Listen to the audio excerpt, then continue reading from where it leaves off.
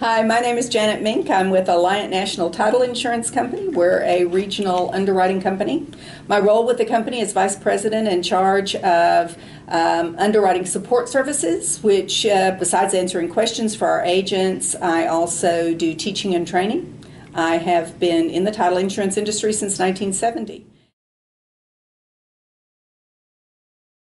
What we're thinking about now is, let's say, for example, I'm working on my ALTA best practices, and I've identified this is what I tell agents to do. So I said, take the 7 pillars, and the first thing you do is you simply indicate what are you doing today, what are today's activities, and maybe a lot of the things you're doing today meet that best practice under that pillar, because in Texas we have a lot of regulations that we've been having to follow for years and years and years. Texas regulates us in our escrow and title activities. So a lot of that, so you go through all 7 pillars, here's what I'm already doing. But at the same time, you're making a gap list of all the things that you aren't already doing but that are on the best practices. So you come up with a list of things and you say, okay, great, I'm doing all those things, that looks nice, but here are all the things that I could or should be doing to meet ALTA best practices, to be able to say, I meet the ALTA best practices. And so then you look down the list and you say, oh, well, there's 6 of the things on the list that I should have been doing anyway. I just hadn't even thought about it.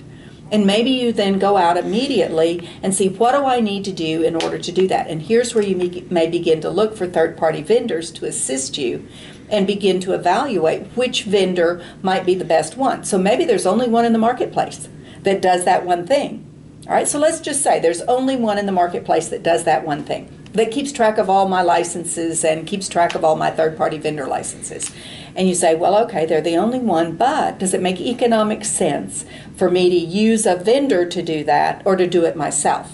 So then I simply have to determine what's my volume and what's my level of risk.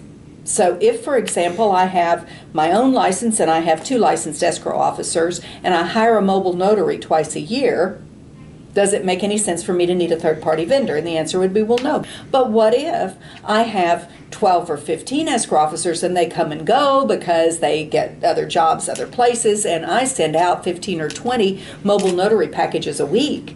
Now, how am I going to manage all that? Well, I've made this on my gap. I'm not managing it.